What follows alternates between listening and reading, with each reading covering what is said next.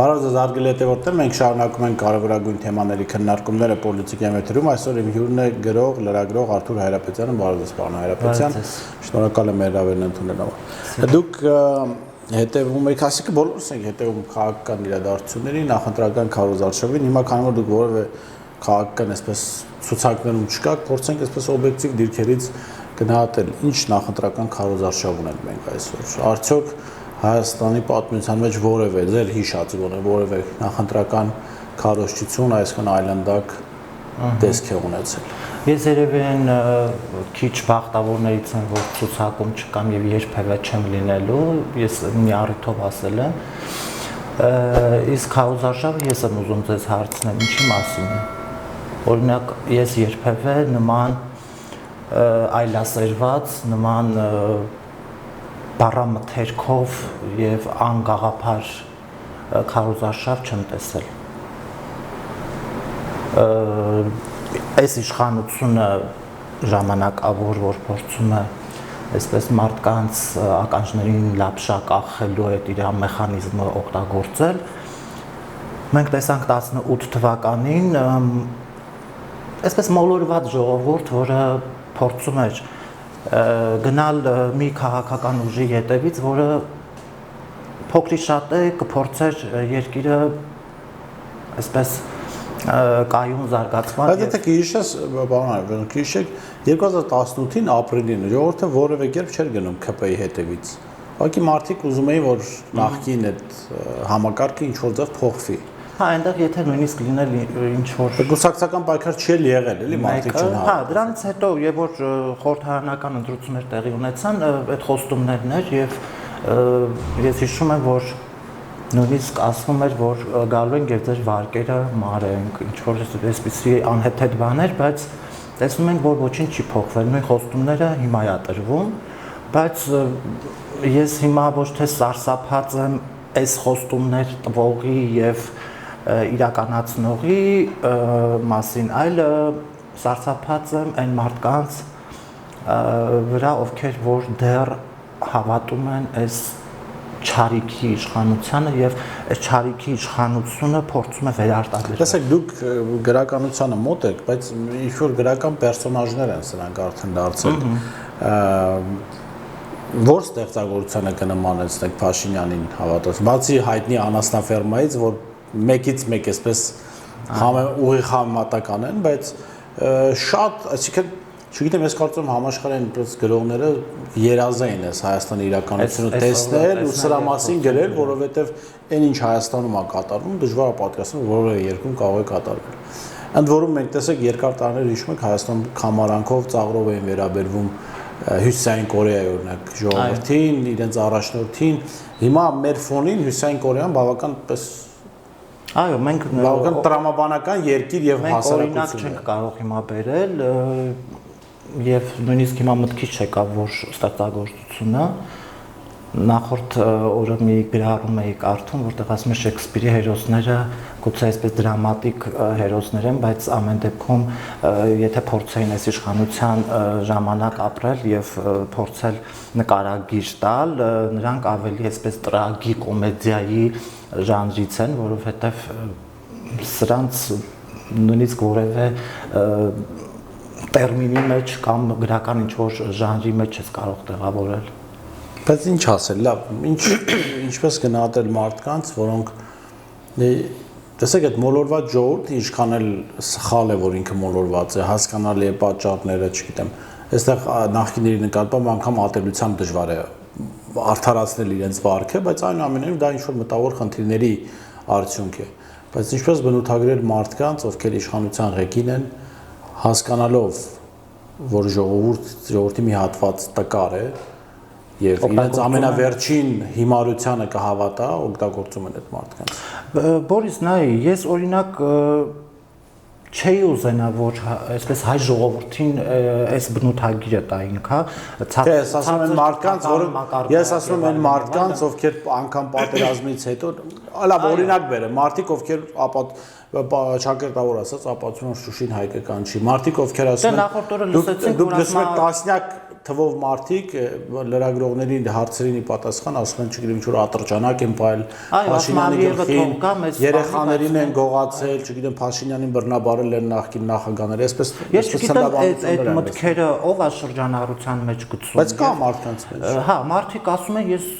չգիտեմ, այդ մարդիկ իմ հետ նույն օդն են շնչում, թե ես չգիտեմ այդ մարդկանց։ Թե ինչպես բնութագրել այդ մարդկանց օգտագործողներին։ Այդ մարդկանց օգտագործողները ասել եմ, սրանք չարիք են, որ պիտի օր առաջ փորձենք նույնիսկ մթնոլորտը, հա, չարիքից ազատել, եւ Նիկոլ Փաշինյանի իշխանության որևէ ներկայացուցիչ ինձ որ մեկ-մեկ ասում են, դե 26% հավաքելու է, չգիտեմ ինչ տոկոսներ է հավաքելու, իր որևէ ներկայացուցիչ իշխանության այսօրվա չպիտի լինի խորհրդարանում, որովհետև այդ մարդիկ անկախ իրենց քանակով իրենք աղտոտելու են նորից, հա, եթե նույնիսկ իրենք երկրից գնան, այնտեղից են փորձել։ Ես դրա մասին եմ շրջությունների մեջ փորձել ներկայացնել։ Եթե անգամ Փաշինյանի իշխանություն չլինի, ասենք, չգիտեմ, հիմա ամենահավանական ուժերը, որոնք կանցնեն պարլամենտ, առաջին, երկրորդ եւ երրորդ նախագահների քաղաքական թիմերն են, ինչպես նաեւ Բարեգործ Հայաստանը, եթե անգամ Փաշինյանը այս մարդկանց պայքարի շնորհիվ չդառնա իշխանություն, վարչապետ չդառնա, բայց իրեն հավատացող այդ ենթադրենք 26%-ը մնալու է։ Ոնց պետք է վարվել ընտրություններից հետո, իշխանության փոփոխությունից հետո, այսինքն մենակ, չգիտեմ, վրեժխնդրությունը հարց չի լուծելու, չգիտեմ, մարդկանց ճնշելը հարց չի լուծելու, բայց դժվարը պատկերացնել են, որ 50 տարեկան մարդուն կարելի է կրթել այլևս, փոխել իր մտածումը։ Անհնարին է, բայց ես կարծում եմ, որ եւ որ կձևավորվի խորհրդարանը, այդ ուժերը կձևավորվեն, պետքա, չգիտեմ, այդ դեպքում արդեն այդ մարդիկ դառնում են անձեռնամխելի, չէ՞ կարծես։ Եվ որ Նիկոլի այդ պատգամավորները կդառնան։ Պատգամավորների մասին չի խոսքը, իրենց ընտրողների մասին է խոսքը, մեր քաղաքացիների մասին է խոսքը։ Դե այդ ընտրողները իրենց հետ ինչ պետք է, ոնց պետք է վարվել, որովհետև տեսեք, եթե այս մարդիկ այսքան մանիպուլացվող են, ամենավերջին հիմարությունը, որը, չգիտեմ, մանկահասակ երեխան դրան չի հավատա, ամենավերջին հիմարություններին հավատացող մարդիկ կարող են լուրջ գործիք դառնալ, օրինակ հակառակորդ պետությունների ձեռքին այսօր աշխարհը բաց է, մեդիան տեղեկատվական տեխնոլոգիաները հնարավորություն տալիս են Հայաստանում չլինելով Հայաստանի ներքին օրակարգի վրա ազդեցություն ունենալ։ Ես դա կապում եմ մեր կրթական ցենզի հետ կապված, որովհետև մենք 30 տարում մեր կրթության հետ որևէ աղերս չենք ունեցել, չենք փորձել մարդկանց կրթել, հա, չգիտեմ, պատմություն ենք կեղծել, փորձել ենք մարդկանց նմանացնել ինչ-որ հերոսների եւ այդ հերոսները այդպես էլ չեն գտնվել, չգիտեմ, պետք է աշխատել, կրթության վրա պիտի աշխատել, փոքր երեխուն պիտի սովորեցնել հայրենիք սիրել, օրինակ, սրանք եկան եւ հայ բառը նույնիսկ փորձեցին մաքրել եւ նույնիսկ բառամթերքից դուրս հանել հայ գրականություն, հայ ժողովուրդ, չէ՞, հիմա ժողովուրդ ասում, բայց չեմ հասկանում դա Ադրբեջանի ժողովրդի մասին է խոսում, թե հայ ժողովուրդի։ Կոնտեքստը հասկանալով Ադրբեջանի ժողովրդին է պատկանում, բայց դա ամեն ինչ անում է, որ այսպես Ալիևին ավելի դուր գա։ Հիմա մենք տեսնում ենք բաներ, որոնք չենք պատկերացնում, որ կտեսնեինք։ Երեք Էրդողանը Հայաստան Հանրապետության դրոշի օրը Էրդողանը Շուշիում էր։ Ալիևը ցույց էին տալիս Ստեփանակերտը եւ ուրախությամբ արձանագրում, որ շուտով դա էլ իրենցը կլինի։ Տեղեկություններ կան, որ Արցախի բանակը իրականում զինաթափվեց, ծանր զենքը տեխնիկան հանվում է Արցախից Ալիևի պահանջով։ Մենք իրավիճակը շտկելու հնարավորություն ունենք, թե ինչպես առաջին նախագահն է ասում, այլևս Արցախը չի կարելի վերադարձնել կամ իրավիճակ փոխել անհնար է։ Գիտես, ես օրինակ հիմա այս իրավիճակում ուզում եմ, որ նախ մեր երկիրը ունենա անվտանգություն ունենա, հա, այն իշխանությունը, որ կգա, ինձ թվում է առաջնային խնդիրը պետք է լուծի երկրի անվտանգության հարցը։ Հիմա առաջին նախագահան ես երեք լսում էի եւ ես այդ մարդուն ինչքան որ լսում եմ, փորձում եմ այսպես շատ մտածել ինչ է ասում, հա, երևի միակ քաղաքական ուժն են, որ ինչ որ խոստումներ չեն տալիս։ Եվ դա ինձ ոչ թե ոգևորում է, այլ ավելի ռեալիստ եմ ես բնույթով նայում եւ ավելի ռեալիստական մոտեցումներով եմ նայում։ Այսինքն չի խոստանում մի բան, որը խոստանում են մնացած բոլոր ուժերը։ Հիմա կգան իշխանության այն մարդիկ, ովքեր որ խոստացել են, կհասկանանք, թե այդ ուժը ուր է տանում, հա, խոստումները ուր են տանում եւ օրինակ ուժեր կան, որ ծովից ծով Հայաստան են խոստանում մեզ եւ այդպես եթե կան մարդիկ, ովքեր ոչ մի չարեցին Շուշի Հայաստան են, այո, խոստանում թող գնան այդ մարդիկ կընտրեն եւ գուցե ստանան։ Բայց Փաշինյան հիմա դուք ո՞նց եք գնաց։ Նախ մի բանի մասին եմ ուզում խոսել։ Դուք մի քիչ ավելի երկար հավատացիք այս իշխանությանը, քան օրինակ ես չգիտեմ շատերը։ Բայց ո՞նց եղավ այդ հիասթափությունը, այսինքն երբանից հասկանալի դարձավ, որ այլևս անուղղելի են, այսինքն անիմաստ է սպասել որևէ դրական փոփոխություն։ Ես ուրեմն հեղափոխության օրերին փորձել եմ իրավիճակը, այն ինչ որ ունեինք, փոխել։ Ես առաջի օրը, երբ որ արդեն ամբիոնից հնչեց, որ ես եմ լինելու վարչապետ կամ ոչ ոք, իմ հիասթափությունը այդտեղ եղավ։ Երբ չեմ գոռացել երբեք Նիկոլ վարչապետ, կողմ եմ եղել, որ լինեն համակարգային փոփոխություններ։ Եղավ այն ինչ որ եղավ, եւ ես այդ ընթացքում, այսպես ճակերտավոր հեղափոխության ժամանակ ասում էի, որ այս պիտի արվի, այն պիտի արվի։ Իմ առաջին մեղավորությունը գիտես որն է, այդ գնալ մասնակցել այդ հավաքներին դալը մի կողմ։ Իմ մեղավորությունն էր, որ շատ մարդկանց նման ասում էի, դե անփորձ են, եկել են կադրեր չունեն, հա։ Հիմա որ ես հասկանում եմ ինչ է նշանակում կադրեր չունեն, թող չգային իշխանության։ Եվ այսպես իմ նման բավականին շատ մարդիկ ասում են, դե թող աշխատեն։ Բան ու ես հիմա ուզում հասկանամ։ Բայց դուք երեք տեսակ, չէ՞ ոնց գնացություն եք։ Ահա։ Կադրեր տեսակ։ Այո։ Հիմա այդ մարդիկ, որոնք պետական ապարատի հետ որևէ կապ չունեն, այսինքն ղեկավարել չգիտեն եւ միջև իշխանապողությունն էլ շատերին անձնապես դուք եք ճանաչում, ես էլ մի մասին գիտեմ, փաբերում, այսպես ասած, պարտքով կամ ծերը ծերին հասցնելով հաշիվ էին փակում գարեջուր խմելու համար, դուք երեք տեսակ ինչ ջիպերով էին գնում։ Այո։ Ես նաև այդ մարդկանց փորձել եմ ասում ինչ որ իմաստով իրանք կարող էին, կարող են մեջ, այո, փորձել եմ այսպես անձնական շփման մեջ ասել, որ դուք գերազանցելու եք ձեր լպյուրշությամբ ձեր ասած նախկիններին, որ դուք անդադ օրինակներ եք բերում եւ այսօր նրանք որևէ համեմատական չենք կարող անցկացնել որևէ իշխանության հետ, որովհետեւ սրանք ինձ համար օրինակ առաջին նախագահան ամենաճիշտ բնութագիրն ա տվել, որի հետ շատ համաձայն մազգակորտան պատուհասներ են, որոնք օր առաջ պիտի գնան։ Ես անհամբեր սպասում եմ ամսի 20-ին, բայց նաև մտավախություն ունեմ, որ պատերազմ կեղծած հանցագործ իշխանությունը շատ հնարավոր է, որ ընտրությունները կեղծ։ Դե հիմա ասում եմ, արդյոք մենք 60% ձայն պետք է ստանանք։ Այսինքն ըստ պատվեր է այսպեսի երկար օգտագործում, չաղուչնել այդպես պահել են ժողովրդի գլխին եւ պահանջում են 60%։ Այդ ժողովուրդը չի գտնվելու, որ 60% դուք ձայն ստանաք։ Իմ այսպես հաշվարկներով հազիվ 26% ձայն հավաքեք։ Բայց չեմ ուզում հավատալ, որ մեր հասարակության մեջ կան 26% այսպես ցածր ինտելեկտ ունեցող։ Անկամ դա շատ մեծ բան։ Այո, իհարկե 26%-ը բավական։ Չէ, բայց մարդը ասում է 60%, այսինքն պատվեր է տալիս ընտրական հանձնաժողովների ղեկավարների։ Դե սա իր վերջին շանսն է։ Իր կողքին կան այնտեղ չասեմ բիզնեսմեններ, որովհետև օլիգարխներ են նրանք։ Այդ մարդիկ ամեն բան ներդրել են, որպեսզի իրենք հաղթեն։ Դա մեծ բիզնես պրոյեկտ։ Փող են դրել եւ այդ փողը պիտի ստանան։ Հիմա ես մի բանի մասին եմ ուզում խոսել, դուք մի քանի խոսք մեջ վերեցիք նախագահ Տեր-Պետրոսյանի խոսքից, բայց երեք հետաքրքիր էր, երեք կամ առաջոր երկրորդ նախագահն էլ հետաքրքիր մի համատություն արեց, ընդ որում ես էլ այդ ընկալում ունեմ, որ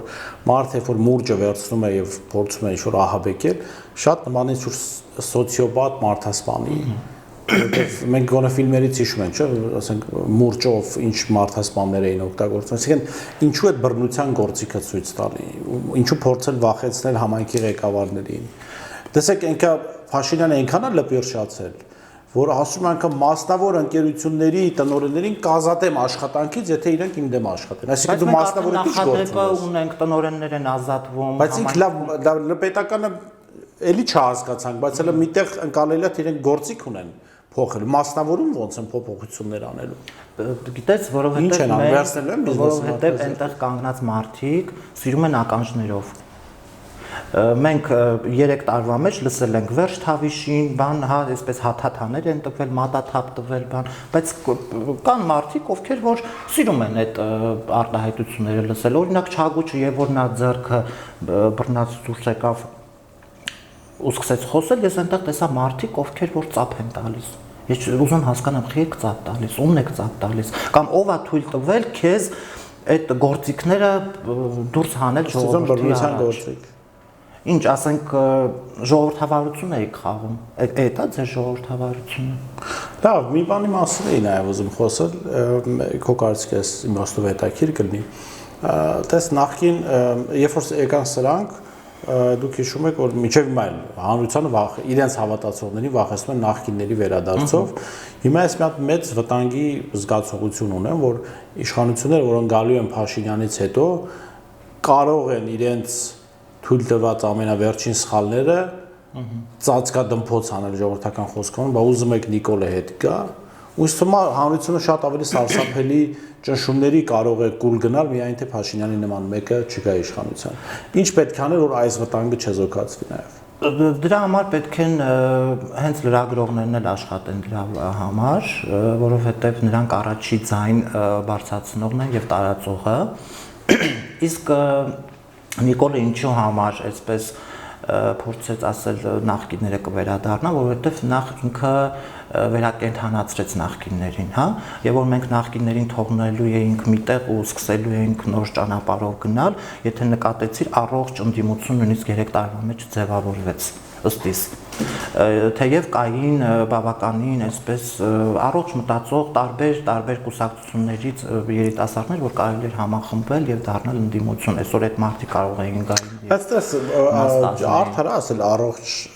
ո՞րն է առողջ ընդդիմությունը։ Իմ համար առողջ ընդդիմությունը նոր երիտասարդներով, նոր գաղափարներով։ Սրանք էլ էին նոր երիտասարդներ էին, եկան ինչ արեցին։ Դե սրանք իմ համար մասամբ դες պետության համար կարևոր չի, որ մարդը կարող լինի որևէ գործ անելու։ Հիմա մենք Հայաստանը չգիտեմ այն իրավիճակում, որ հիմա այլևս այդ նոր ուժեր եւ թարմ բաներ դրանք արդեն անցյալում ենք թողնում, որովհետեւ հիմա երկիրը այն աղետի մեջ է, որ մեկը պիտի գա եւ որովհետեւ օրինակ տեսեք, որ ասեն մաքուր անցյալ ունեցող,